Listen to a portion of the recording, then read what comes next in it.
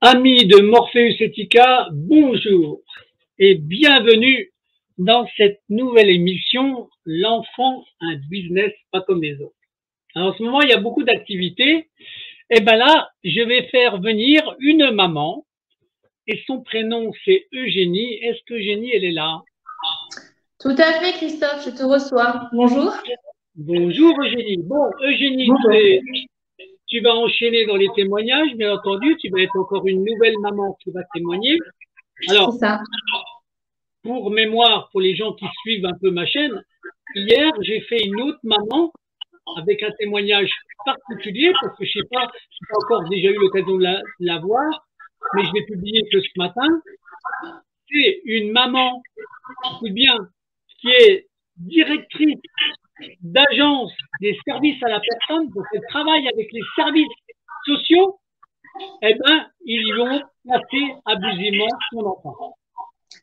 Mais c'est pas la première fois que j'entends ça, puisque il y a aussi une assistante sociale qui a été récemment privée de son enfant pour un placement abusif aussi, et ça va devenir courant, quoi. Et c'est de la folie.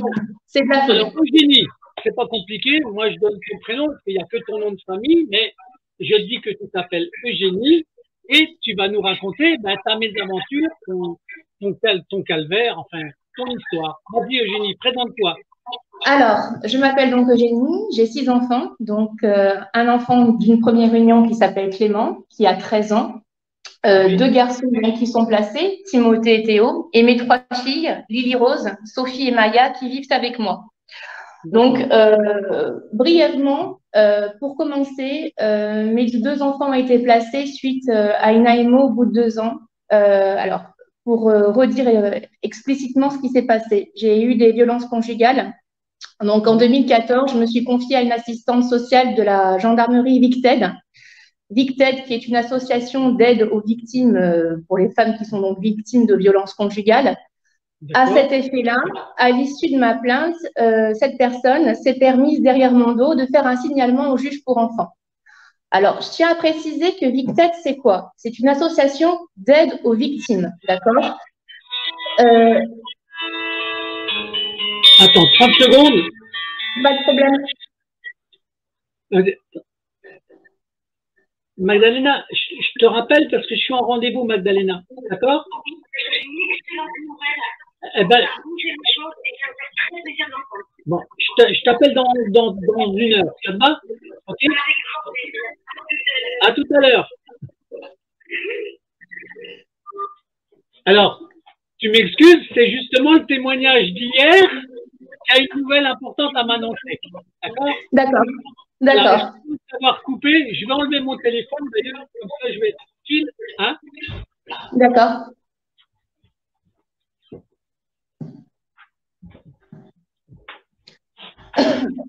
Voilà, tu as la parole, on va plus t'embêter. Vas-y, excuse-moi. Donc, reprends ton. Donc, on est dans Ouais, un domaine de violence conjugale. Donc, qui dit violence conjugale dit signalement. Donc, Victed est censé être une association bienveillante. Donc, dans leur démarche, ils disent aider les femmes victimes de violences conjugales. Mais ils occultent de dire qu'ils font des signalements.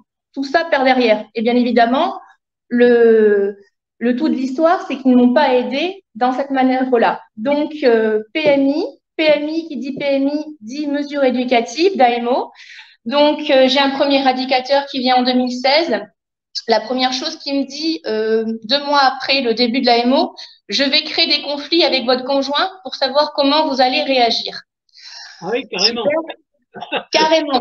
On y va dedans, hein. On y va à fond les manettes. Et donc, bon, j'ai quand même du caractère, donc je me laisse pas faire. Je mets 2 ans je suis patiente pendant 2 ans. Et puis la dernière année, je le vire de chez moi en lui rappelant ce qu'il avait dit. Bon, il faut savoir qu'ils ont quand même des mémoires de poisson rouge, donc ils ne se souvenaient pas de ce qu'ils m'avaient dit. Bref, une deuxième mesure d'AMO avec une éducatrice un peu mieux, mais qui m'a bien manipulée, puisque malgré l'entente et malgré que je sois une bonne maman, puisqu'on n'a jamais remis mes postures maternelles et éducatives en cours, D'accord. euh, voilà, je décide finalement, puisque le cercle de violence est toujours là et que monsieur ne veut pas partir malgré d'innombrables plaintes, euh, la juge donc me demande si voilà on va placer les enfants, Madame Roy. Donc Oui. Donc, on ne me prive pas de ma fille Lily Rose, puisque je suis enceinte à l'époque en 2018, et donc j'accouche de Lily Rose. Le procès, l'audience a eu en novembre 2018. Et donc, on me place mes deux garçons à Port-Sainte-Foy, je vais le dire, Notre-Dame à Port-Sainte-Foy, en Gironde. Voilà, le département de la Gironde, bien connu pour les placements abusifs et tout ce qu'on connaît. Et toi, tu es dans quel département, toi? La Gironde. Toi, Il tu y a es une encore maman. en Gironde. D'accord. Voilà. Voilà. C'est pour que les gens confirment, d'accord? Tu es en Gironde. Je suis en Gironde, voilà. Le 33, dit 33, comme disait le docteur, mais c'est pas franchement de l'humour, hein, franchement. Donc, exact. En effet, la Gironde, c'est un département qui est quand même très reconnu pour l'enlèvement des enfants, franchement. Tout à fait. Et donc, donc les mois passent, les années passent, on va dire qu'ils ont été placés en août 2019. Et au-delà de ça, j'ai des droits d'ouverture, puis on suspend. On ouvre, on suspend. On ouvre, on suspend. On ouvre, on suspend. Et on suspend parce qu'on prétend que les enfants sont stressés. Enfin, c'est ce que disait la maîtresse de l'école maternelle. Du coup, ils œuvrent dans cette stratégie-là. Et finalement, je m'aperçois que mes enfants vont de plus en plus mal. En septembre 2021, Timothée n'est plus au foyer, mais en famille d'accueil à Castillonnès, dans le Lot. Donc, et là, donc je passe dans les détails parce que je veux survoler certains passages. Je vais aller vraiment en profondeur du sujet. Petit à petit, je vois que mon enfant change. On crée un nouvel enfant. Il faut dire que Timothée, aujourd'hui, à 8 ans, ne sait toujours pas lire et écrire. Moi, entre-temps, je passe une formation d'auxiliaire ambulancière en 2022. Donc, je rate quelques visites que je demande à ce qu'elles soient reportées. Et on me dit que mon enfant ne me veut plus me voir. Donc là, pour la première fois, je vais vous montrer une ordonnance de suspension de droit de visite de Timothée par la juge Manlé. La juge Manlé donc j'ai été condamnée au tribunal correctionnel pour avoir insulté une éducatrice qui protégeait mon conjoint. Voilà, faut croire aussi que dans ce foyer, ils adorent créer des conflits au-delà de ça, donc ils sont assez vicieux. C'est du sadisme à l'état pur. Hein. Et cette juge n'avait pas le droit de me juger, d'accord?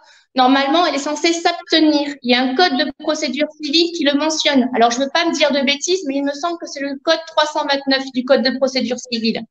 Deuxième chose, sur l'état de droit du fond, il faut que les gens aussi le savent.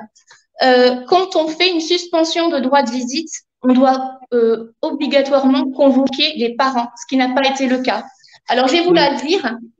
C'est intéressant. Donc, par note du 18 juillet, le service fait état de la dégradation de la situation de Timothée dans son lien à sa mère.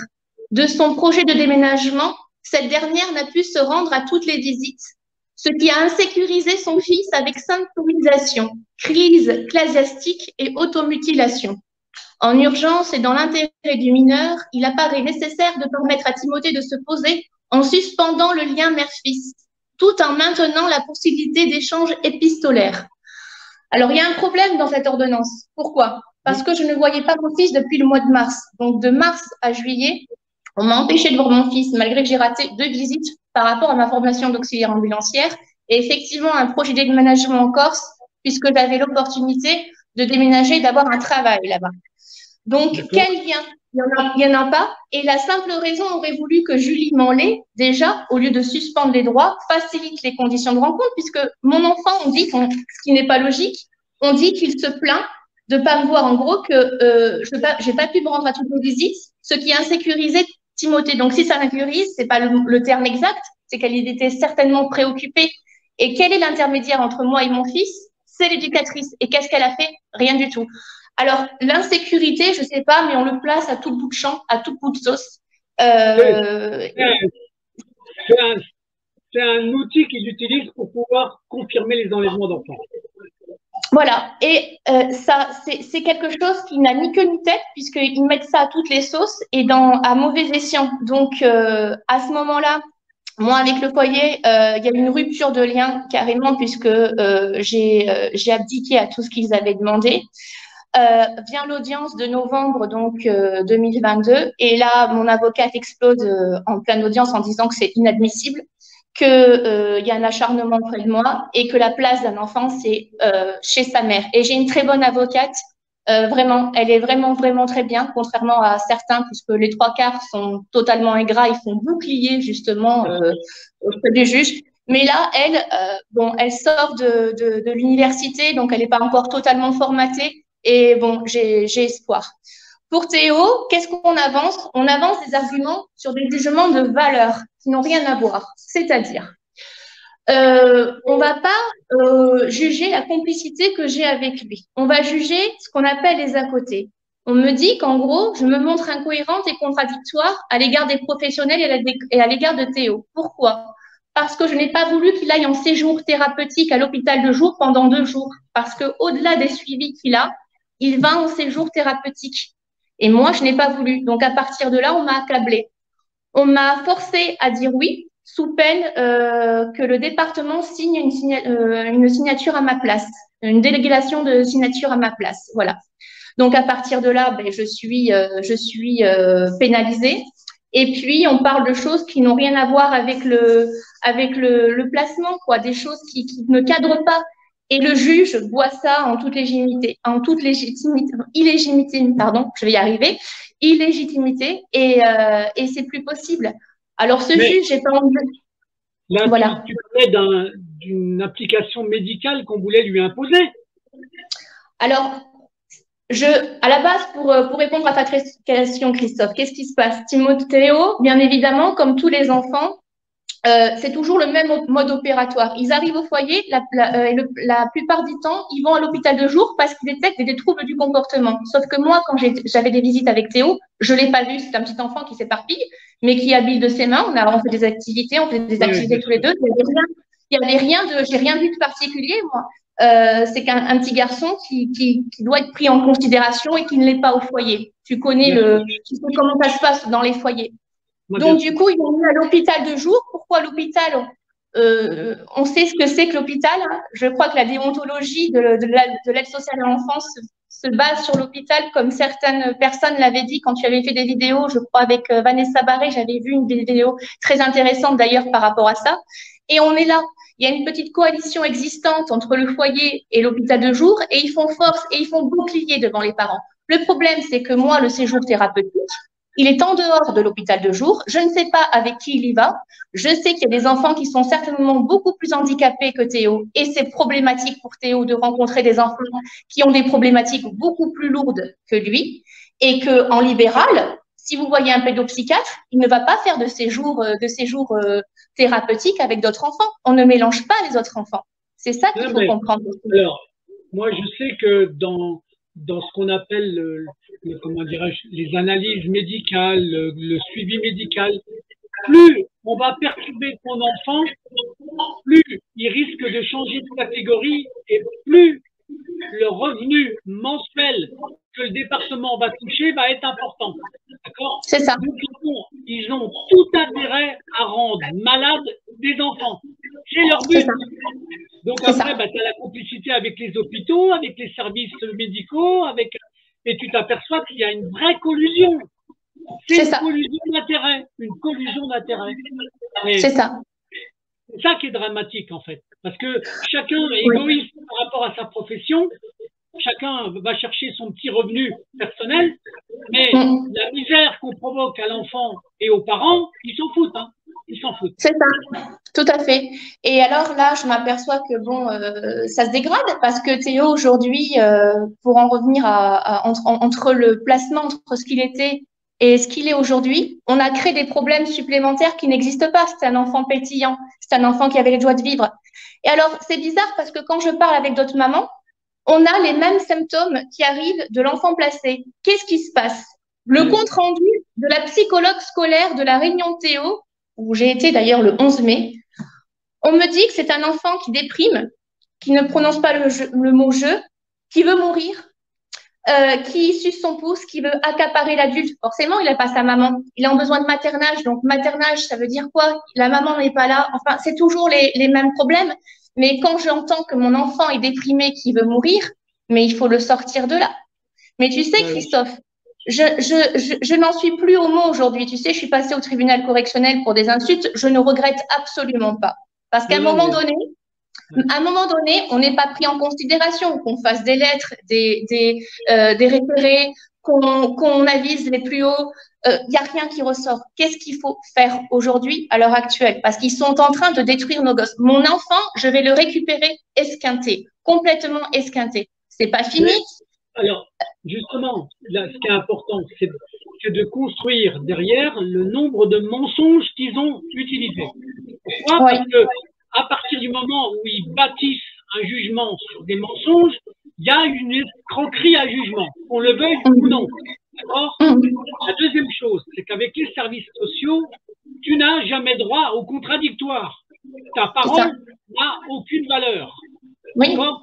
Donc, pour moi, c'est pas de la justice, c'est pas des services sociaux, c'est de la dictature. C'est ça. C'est ce que je veux dire. C'est de la dictature. Alors, les mots sont excessifs, mais c'est pour que les gens comprennent. Quand ils écoutent mes témoignages de mes invités, d'accord, c'est important de faire comprendre qu'on a une justice dans le monde de l'enfant qui est abusive et qui respecte pas les droits de la famille. D'accord? C'est ça. Alors, je vais même faire, comment dirais-je, une sorte d'allusion dans un pays des droits de l'homme, d'accord, où on ne respecte pas les droits de l'enfant ni les droits des parents. Alors, les droits de l'homme, ils peuvent s'asseoir dessus. C'est ça. Tu vois ce que je veux dire, hein? Tout à fait. Et quand tu parles, eh ben, tu t'aperçois que ce que tu dis, ça recoupe ce que disent d'autres témoignages et que leur mécanisme est le même partout. C'est le même mode opératoire à chaque fois. Donc, à un moment donné, les juges devraient être éveillés, mais les juges sont dans la combine. Donc, qu'est-ce qu'on peut faire actuellement aujourd'hui à part subir? Je tiens à dire aussi que moi, j'ai des problèmes de santé énormes par rapport à ma mâchoire, par rapport à mes yeux, et que je mène un triple combat. Et on passe à côté de notre vie parce que c'est très épuisant à la longue. Non, normalement, en tant que parent, on devrait juste, je veux dire, on ne devrait pas rétablir la vérité comme ça si on avait affaire à des gens honnêtes. On mène des triples combats. Moi, j'ai porté plainte pour nos représentations d'enfants puisque à l'issue des insultes récemment que j'ai en mars, début mars, que j'ai fait à l'encontre du foyer, puisque il marquait un intérêt constant à bousculer le raisonnement et à jouer dans le sadisme à l'état pur, j'ai porté plainte pour nos représentations d'enfants. Voilà. À la gendarmerie de Castillon-la-Bataille. Castillon-la-Bataille, c'est quand même bien connu comme gendarmerie. Et donc, ils ont mis 2 mois pour mettre des visites en point rencontre. Le juge a décidé que finalement, voilà ce qui est écrit, que Madame Roy demande à ce que les visites soient dans un lieu de rencontre. Elle expose son impossibilité à échanger avec les professionnels. Voilà. Donc, ils ont mis ça dans des points rencontres. Mais alors, les points rencontres, c'est encore pire parce que je les ai vus aujourd'hui, ce matin même. Vous avez un espèce de protocole. Vous devez bien vous présenter. Vous ne devez pas prendre de photos. Ils peuvent suspendre la visite à tout moment. Alors, eux peuvent se permettre d'annuler la visite si un éducateur est malade ou pour X ou Y raison. Si moi, j'annule la visite, ça sera considéré comme annulé, même si je demande à le reporter. Par exemple, si je tombe en panne d'essence ou quelque chose de vraiment incomplu. Voilà. Donc, on en est là. On en est là. Eux, ils ont des droits d'annuler, mais pas toi. C'est ça. C'est incroyable. Mais tout est comme ça. Ils ont organisé un système qui les protège et qui leur permet d'abuser de tous les droits. Tout à fait. Mais c'est comme ça. Faut voir. Hein. C'est plus de la justice pour moi, ça. D'accord? Mais non, c'est de la dictature. C'est même dire attribuer des privilèges de gestion de l'enfant. Et ça, c'est honteux. Pour moi, c'est machiavélique. D'accord? Oui, tout à fait. Donc, les témoignages que vous faites, toutes les mamans, tous les papas, c'est pour dénoncer ce genre de choses. Et à force de rabâcher, peut-être qu'ils vont commencer à modifier des choses. Franchement. Alors, il y a une maman que tu avais interviewée, Christophe, il n'y a pas si longtemps. Nous avons aussi un juge en commun et des amis en commun. Donc, Johan Decker à Libourne, Marine Albigès, Isabelle Lecoq, Voilà, tous ces gens-là, c'est la Gironde et on espère vraiment pouvoir se réunir pour aller loin et pour pouvoir peut-être manifester et aussi y aller. On est quand même, voilà, et c'est le même cas de figure toujours. Défaut, on retire l'enfant pendant 2 ans. Là, ça fait 1 an et demi que j'ai pas vu Timothée, donc Théo, je le vois une fois par mois. Mais quand je discute avec d'autres mamans, il y a le même mécanisme. Ils le rejettent comme par hasard. Dès qu'ils sont placés en famille d'accueil, ils rejettent la mère. C'est bizarre quand même qu'à chaque fois qu'ils rejettent la mère, qu'à chaque fois ils parlent d'insécurité, alors qu'il n'y a, il y a pas, il y a pas, il y a pas d'enjeu, il n'y a rien du tout. Non, C'est toujours. justement, tu vois, ce qui est important, c'est que ce que tu dis là, Eugénie, c'est important que des mamans dans ton même département disent exactement la même chose, ce qu'ils font exactement à leurs enfants, à chacun. Ouais. Et tu t'aperçois que le comparatif, il est identique. C'est un mécanisme, d'accord? Donc plus, alors évidemment, moi des fois je me dis que ce qui serait bien, c'est qu'un jour, si tu as une autre maman de ton voisinage, du même département, que vous avez envie de refaire une autre émission à 2 mamans, pour montrer que vous avez les mêmes contacts, les mêmes juges, les mêmes mécanismes que vous subissez, je serai toujours à votre disposition pour ça. Ben oui, voilà, il y a une maman que tu as interviewée récemment. Eh bien, j'espère qu'elle fera une interview aussi, qu'on puisse faire une interview ensemble. Ce sera pas mal pour dénoncer tous ces gens-là et ces placements abusifs qui perdurent à long terme, quoi. Donc, c'est plus possible. Voilà, moi, j'aurais beau expliquer, et merci pour l'interview que tu me donnes, mais à un moment donné, moi, je me connais aussi. J'ai répondu, j'ai insulté, c'est pas bien dans la norme, mais avec des gens comme ça, de toute manière, ce sont des gens anormaux. Ce sont pas des gens normaux, hein, ces gens-là. Ce sont des gens anormaux. Et on peut pas dialoguer ni communiquer. Moi, ça fait 2 mois que je les vois pas. Je m'en porte pas plus mal, puisque bon, j'avais quand même des déclenchements de crise d'urticaire. J'étais quand même relativement stressée. J'endormais pas la nuit. Voilà, d'avoir coupé les ponts avec ces gens-là aussi, ça peut faire du bien. Maintenant, c'est mon fils aussi qui en pâtit et j'ai peur pour mon enfant parce qu'aujourd'hui, les conclusions sont graves. Donc, j'ai porté plainte au tribunal administratif de Bordeaux. J'ai porté plainte au Conseil supérieur de la magistrature contre Julie Manlé, qui, je le rappelle, comme je l'ai montré tout à l'heure, n'avait pas le droit de siéger. Et je remercie aussi Monsieur Bessou de m'avoir aidé dans les normes juridiques, dans les termes juridiques, parce que aussi c'est grâce à lui, il m'a fait un excellent courrier sur le plan juridique. Donc je tiens à l'en remercier vivement d'ailleurs. Et on va voir ce que ça donne, mais je lâcherai pas le morceau. C'est sûr, je lâcherai pas. Voilà. Bien sûr, bien sûr. Mais c'est important, voilà, tu vois, ce que tu dis, parce que quand on voit, franchement, le nombre d'enfants qui sont enlevés, la manière dont c'est enlevé, et comment le côté répétitif des choses dans tous les dossiers, quel que soit le département, c'est insupportable. C'est insupportable. Donc là, je te dis que j'étais content d'avoir fait hier une émission avec une maman qui, elle, travaille dans les services sociaux.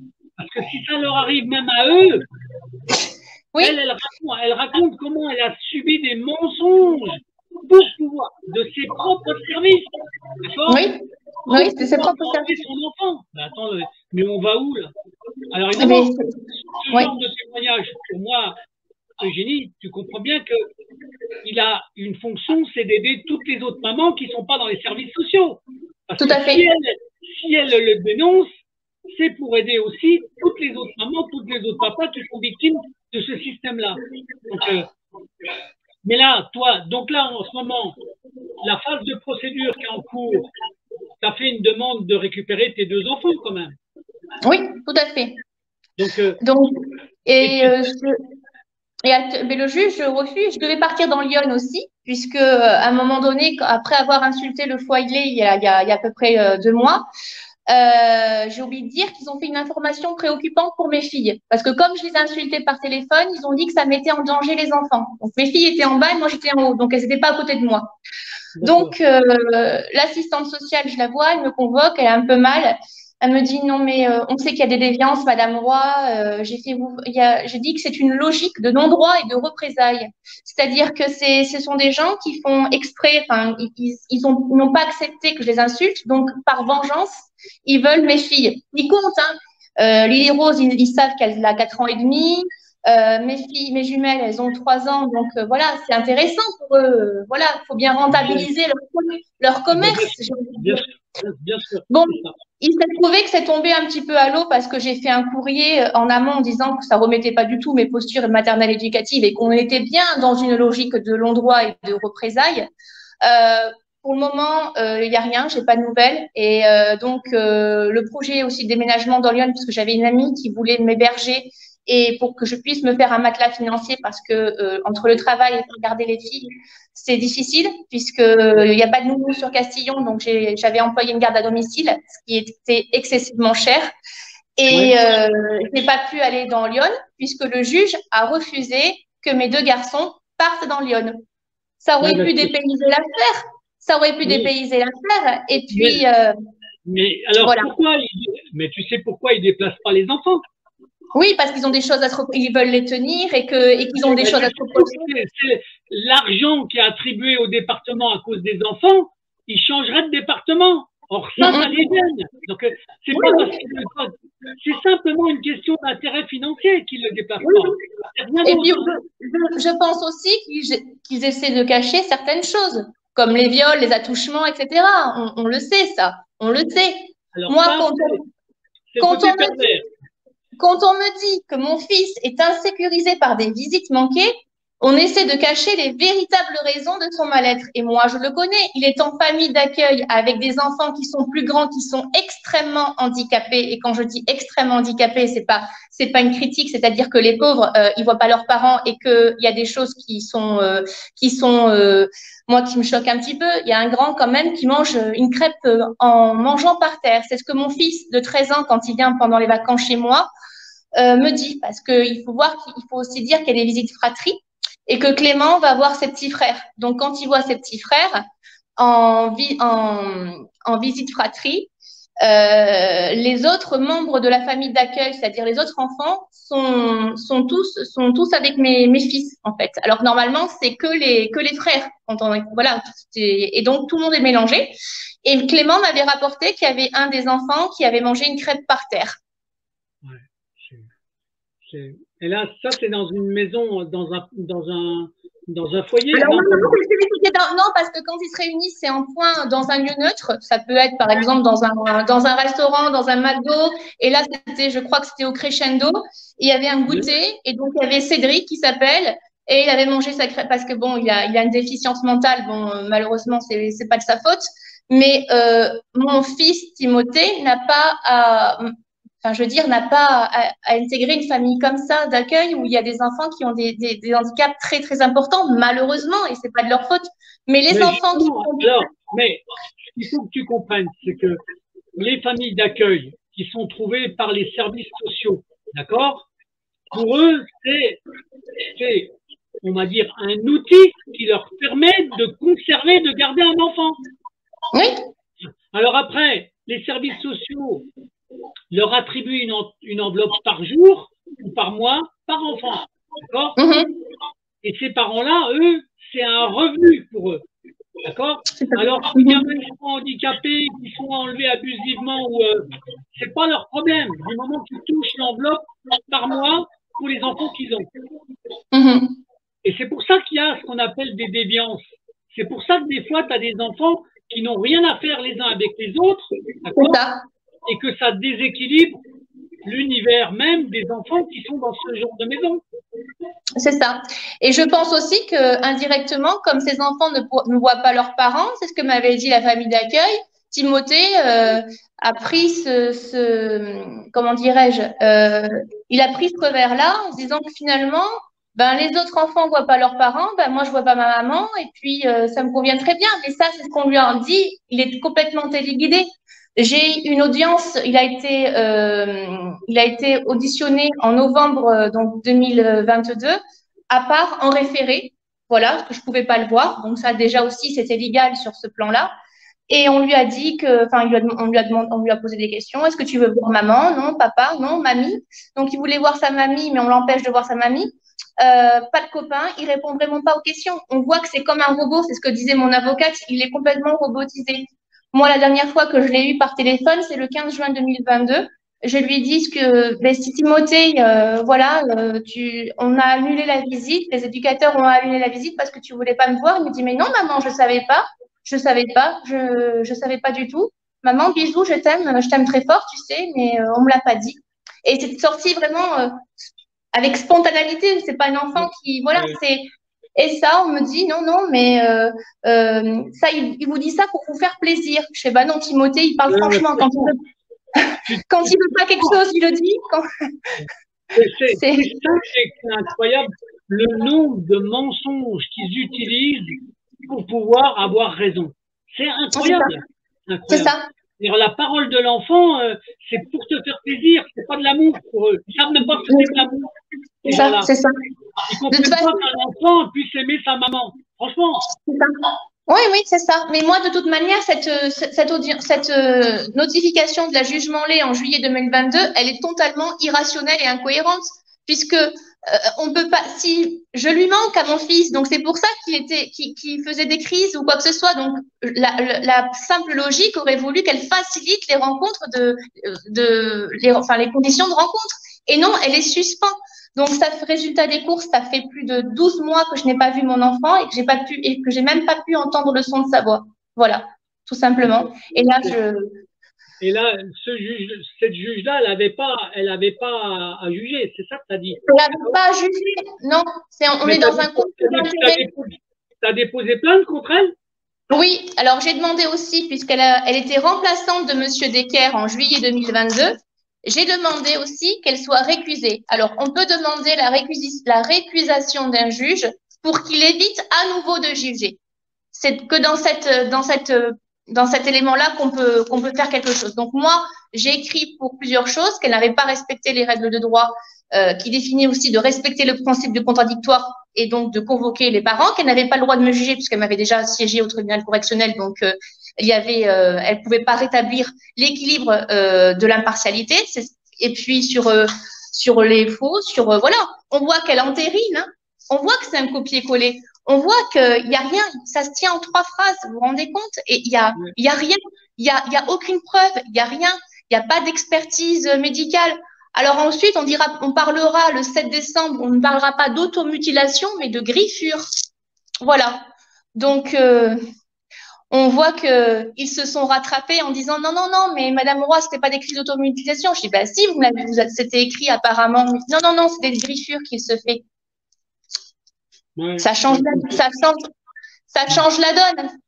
Voilà. Oui, non, mais, de toute façon, ils ont une manière de faire dans leur rapport, dans les arguments qu'ils amènent, d'accord? Le but, de toute façon, c'est d'avoir raison, eux. D'accord?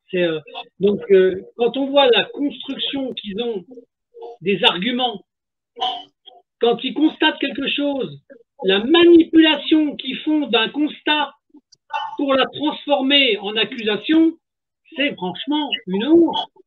Donc, on voit bien que leur finalité, c'est que même quand tu fais quelque chose de bien, ils vont le transformer en mal pour pouvoir avoir des arguments. C'est pour ça que moi maintenant j'enregistre, j'ai même fait des écrits au juge pour les visites médiatisées. Donc à chaque visite médiatisée, j'envoie au juge exactement ce qui s'est passé pendant la visite parce que j'ai aucune confiance en ces gens-là. Et puis ils nous déphasent psychologiquement parlant. Hein. Ce sont des gens qui nous torturent. Enfin moi c'est une torture psychologique que je vis avec eux personnellement. Hein. Bien sûr, voilà. Ça m'étonne pas.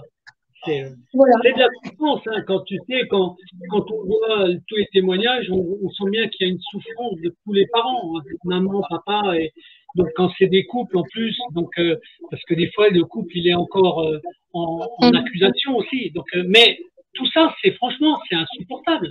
Et moi je fais exprès de faire parler de plus en plus de maman, de papa, de couple et de services sociaux pour démontrer qu'on est dans un mécanisme pervers absolu.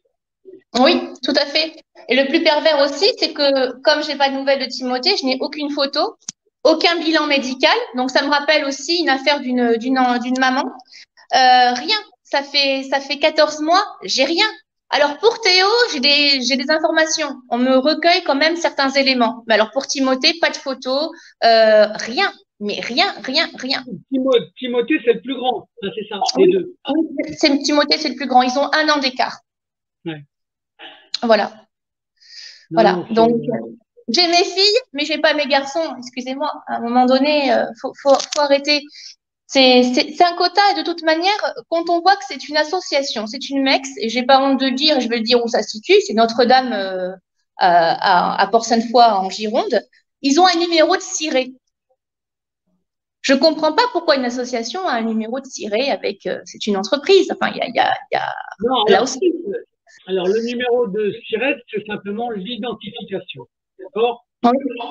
Je te dis pourquoi, et je suis bien placé pour le dire, c'est que moi, je ne suis pas une entreprise, mais comme j'ai été obligé de déclarer mon association officiellement en loi de 1901, il te codifie au niveau de la préfecture avec un numéro de SIRET, obligatoirement, même si tu ne fais pas d'argent. D'accord? Moi, j'ai une autonomie financière. Toi, j'ai un budget à l'année, moi, de 10 000 euros pour tout faire. Hein. D'accord? Ouais. Et c'est moi qui finance mon association. Oui, Alors, d'accord, ouais. Ben voilà. Mais c'est simplement pourquoi? Parce que tu as obligé, la loi t'oblige à faire ce qu'on appelle une déclaration fiscale de ce que tu fais dans ton année. Oui. Même si tu es une association, si tu es une association bénévole. D'accord? Tu es obligé de rendre des comptes de ce que tu fais. Bon, voilà. Alors, donc, après, je comprends que des fois, une association, elle a une identité juridique. D'accord? C'est la loi, parce qu'autrement, tu sais qu'une association, elle a l'obligation de remplir un document qui s'appelle un CERFA, d'accord? Administratif, une pièce importante. Et le CERFA, lui, il fait apparaître justement le code que tu as à la préfecture. C'est un peu comme nous les êtres humains, notre identité que tout le monde connaît, c'est surtout le code de la sécurité sociale. C'est le premier des codes, d'accord? Et ben, l'entreprise ou l'activité, même si elle n'est pas commerciale, même si elle ne fait pas d'argent, elle a obligé d'avoir une identité. Voilà, je te le dis, c'est important. Mais ça ne veut pas dire, attention, ça ne veut pas dire qu'il n'y a pas certaines associations qui ne font pas du business, hein, parce que c'est ce que je sous-entendais en fait, Christophe. Quand on connaît les associations qui gravitent autour des services sociaux, eux, ils font du business. Hein. Alors eux, c'est pas dénué d'intérêt, bien au contraire. C'est pour ça que je dis que, alors évidemment, eux, ils ont une codification et ils remplissent des grilles de chiffres, mais à mon avis, c'est pas du tout les mêmes que le genre d'association comme la mienne. D'accord? Je fais la distinction, ne t'inquiète pas. Mais bon, on est dans l'ASE, donc l'ASE dérive, déviance. L'ASE, ce qui est drôle, c'est que l'ASE finance elle-même des associations qui lui appartiennent. C'est ça, c'est ça. Hein? C'est ça. Il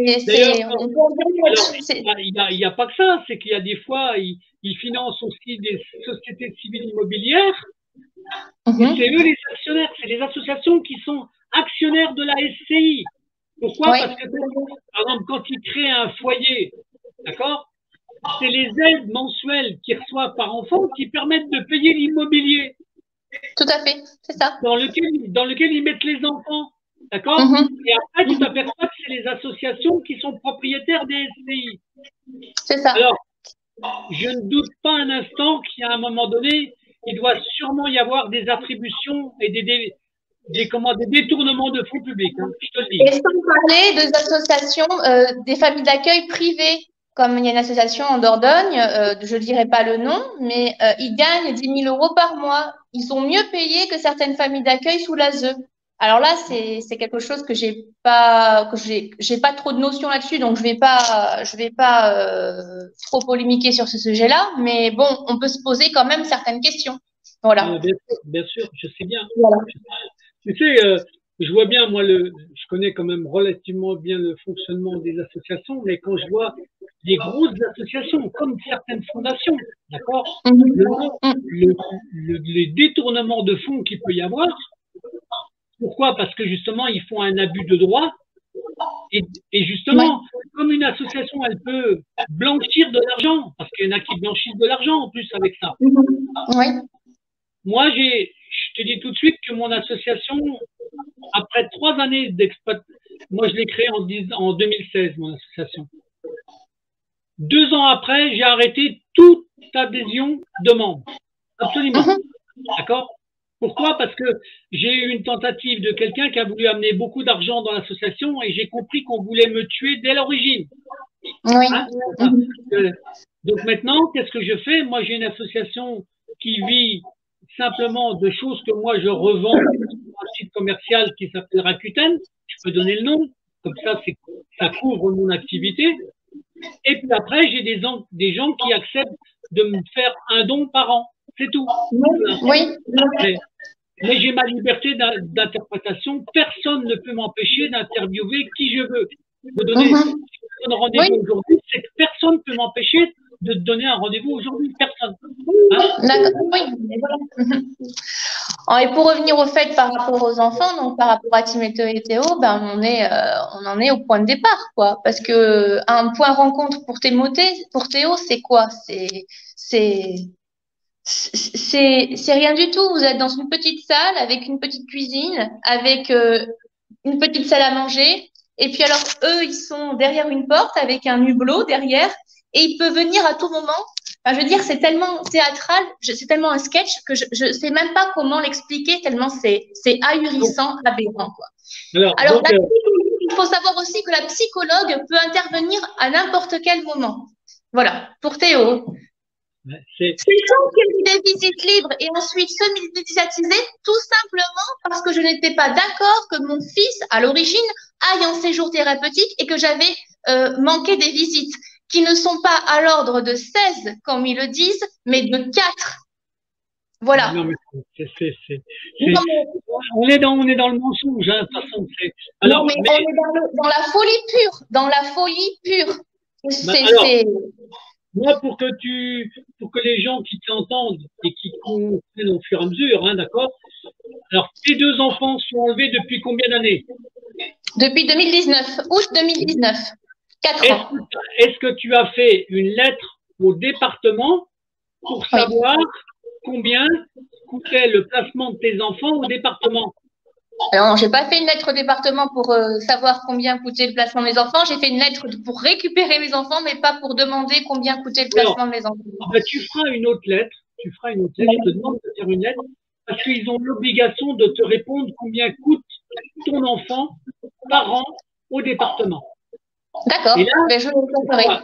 Et ils évitent de l'envoyer parce que ça prouve que l'enfant est un business, en fait. C'est ça.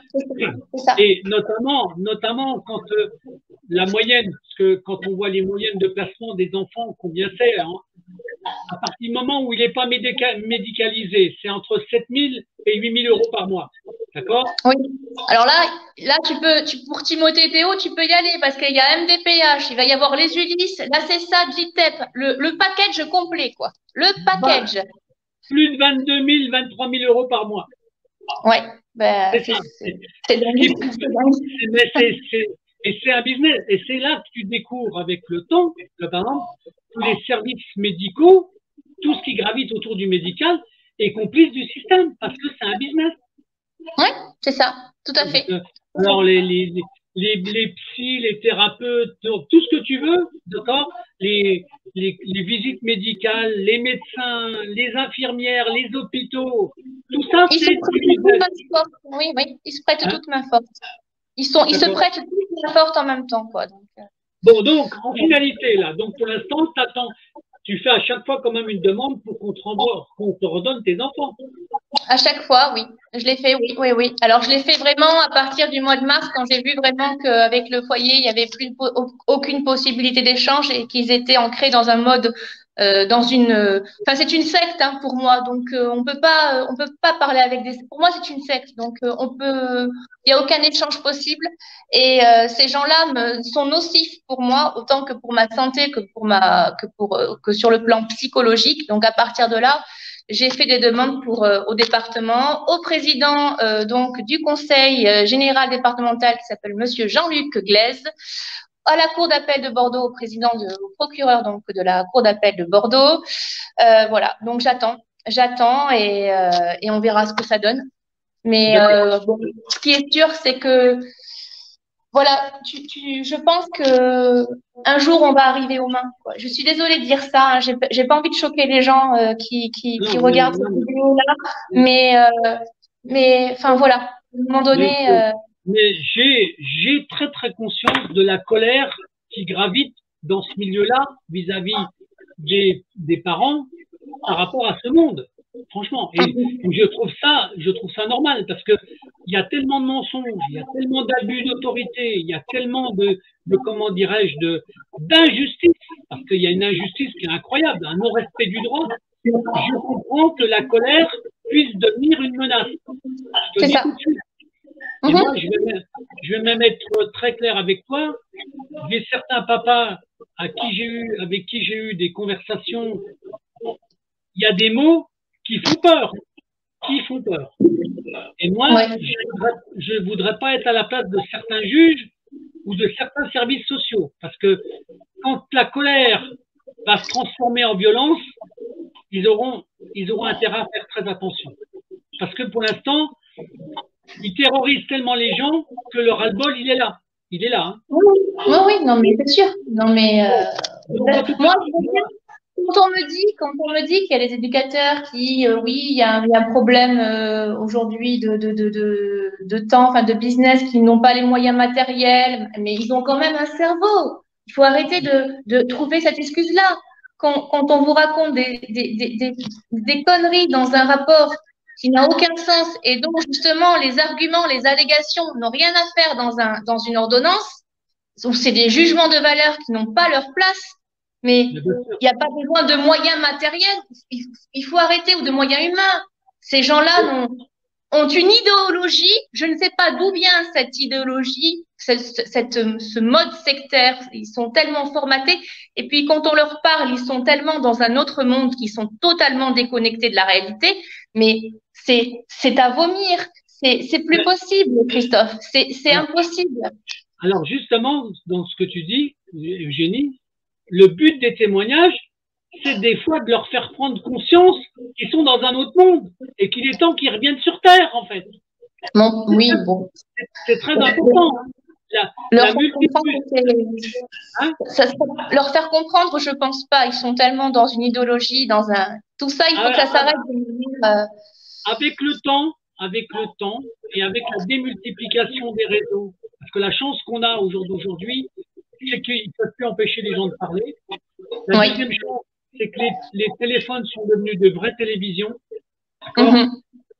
et que la démultiplication des réseaux permet à plein de gens de s'informer et de découvrir.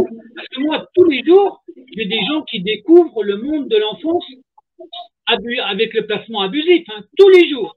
D'accord ? Oui. Eh ben, il faut continuer. En tout cas, ton témoignage d'aujourd'hui sert à ça. Voilà. Oui. Et il faut rappeler aussi aux gens que nous ne sommes pas des cas sociaux, nous ne sommes pas des parents malveillants ni négligents, puisqu'on a une étiquette aussi, parents, malheureusement. Il faut rappeler quand même aux gens qui ne connaissent pas la protection de l'enfance que ça peut arriver à tout le monde. Voilà. Bien sûr, la preuve, c'est que le témoignage d'hier, ça arrive même à une maman qui travaille dans les services sociaux. Donc, c'est l'exemple même. D'accord ? Oui. Donc, en finalité, parce que là, on a fini ton témoignage, tu as donné l'essentiel des choses, d'accord ? Tu as simplement un petit message d'amour à envoyer à tes deux fils, en fait. Oui, que je les aime très fort, que leur mère est toujours là, qu'elle va se battre et que je finirai par gagner. Et voilà, je crois que c'est l'important. Et voilà, force, courage et persévérance et détermination. Voilà, ce seront les mots-clés. Voilà. Mais en tout cas, Eugénie, moi, je te remercie pour ton témoignage. Merci. Merci à Christophe aussi. On va rester en contact si jamais tu avais une autre maman dans ton département et que vous aviez envie de témoigner à 2 ou à 3. Oui, je ne vais pas dire son prénom parce que voilà, mais elle a témoigné il y a quelque temps avec toi en vidéo. Donc, je vais la contacter pour voir si elle est toujours d'accord pour faire une multiple interview puisque nous sommes de la Gironde. Et si elle est d'accord, ce sera un vrai plaisir de faire une nouvelle vidéo. Voilà. Et une dernière information. T'es en contact avec le réseau Action et Vérité ou pas du tout? Ok, non, je connais pas. Alors, je te mettrai par email deux noms, deux contacts, deux messieurs qui sont des papas qui ont organisé un réseau de victimes. D'accord? D'accord, ok. Et ils ont une carte de France des mamans ou des papas qui sont victimes dans chacun des départements de France. Et D'accord, ça, ok. pourquoi? Parce que le but, c'est de créer ce qu'on appelle une alliance pour montrer que les gens se connaissent. D'accord? D'accord. Donc, je t'enverrai ça par email dans la soirée, en fait. D'accord? Ok? Pas de problème. Bon. Merci à Christophe. Je te remercie beaucoup. Je reste à ta disposition. Et puis, si on doit faire un épisode complémentaire dans les prochaines semaines ou les prochains mois, tu me fais signe, il n'y a pas de souci. OK? Pas de souci. Merci Christophe. Allez, bonne journée. Bisous, à plus. À plus.